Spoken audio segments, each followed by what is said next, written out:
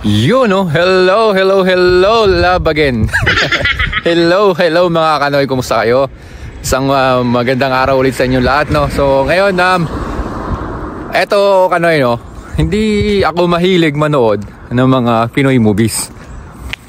Alam niyo kung bakit? Kasi nakokornihan ako. Pero dito, sa isang movie ito, naging interested ako.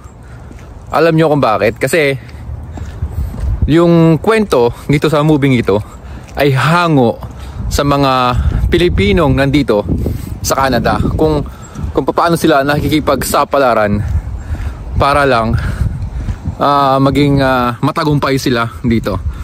As in, halos lahat ng kwento ng mga Pilipino dito, kung ano yung mga sitwasyon nila, nandun.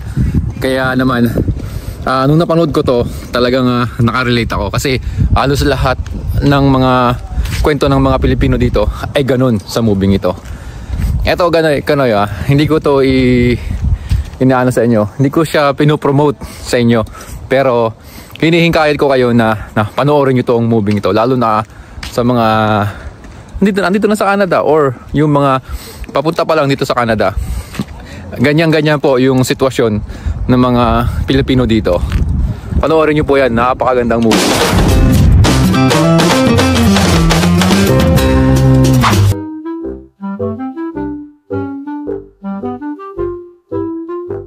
Boss! Ano boss? Boss Aljun. Yun, no? What's up sa inyo mga kanoy? Manonood kami ngayon ng sine. Woohoo! Yung Cut din. Hello, love again. Ayun, kasama ko yung dalawang tropa, si Herbert tsaka si Papang Aljun ng Pampanga. Yan.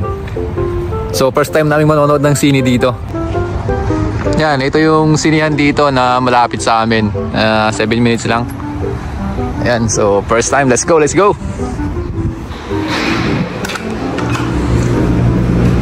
Ay no, parang sinehan lang din sa Pinas. Ganito din yung mga itsurahan. May bilihan ng mga snacks.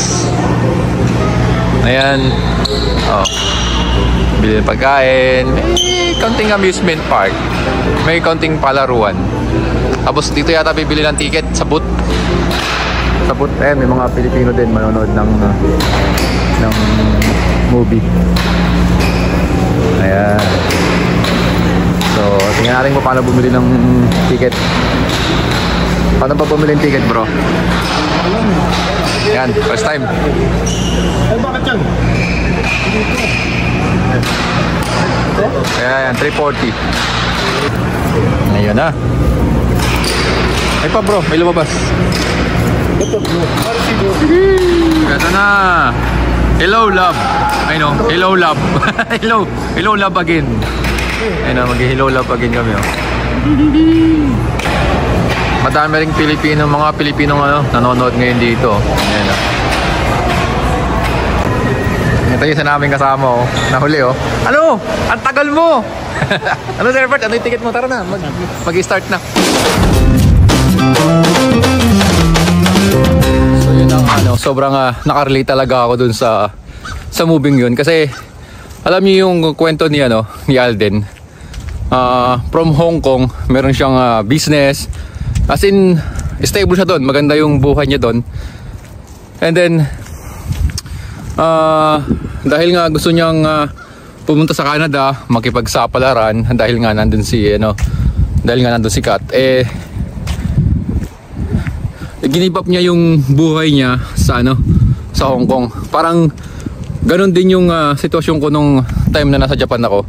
Kasi kahit stable na ako doon sa trabaho ko sa Japan, as in okay na ako doon, pero siyempre nakipagsapalaran pa rin ako dito sa Canada, at umaasa na nandito yung magandang kinabukasan, hindi lang sa akin kundi para sa pamilya ko. And then yun, at katulad nga doon sa movie, ay hindi naging madali yung buhay ni Alden dito sa Canada. So ganun din, relate din, kasi hindi naman porke pagdating mo dito sa Canada maganda na agad yung buhay mo. pagtungtong mo dito sa Canada, maganda na agad yung buhay mo. Hindi po ganun. Hindi po ganun. So, may mga challenges po na pagdadaanan kayo. Okay? So, swerte na. Yung pagdating dito is maganda yung naging flow ng buhay niya dito sa Canada. As in, naging smooth. So, swerte yung ganun. Swerte. Unlike dun sa mga katulad ko na hindi naman pagdating dito naging okay ang lahat. So siyempre may mga challenges pa rin, katulad ngayon na mahigit na isang taon na kami dito, and then yun nga, nagkaroon ng mga balita na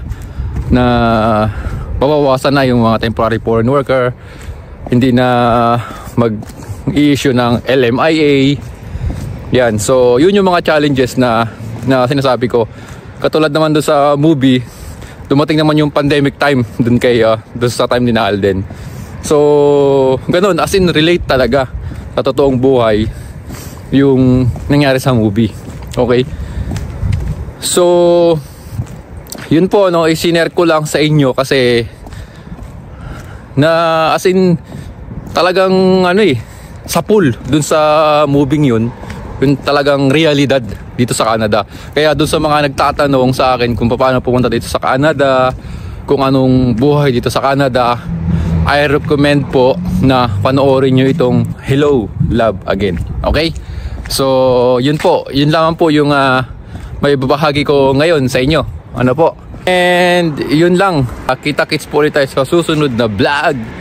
Maraming salamat po. Thank you for watching again and again.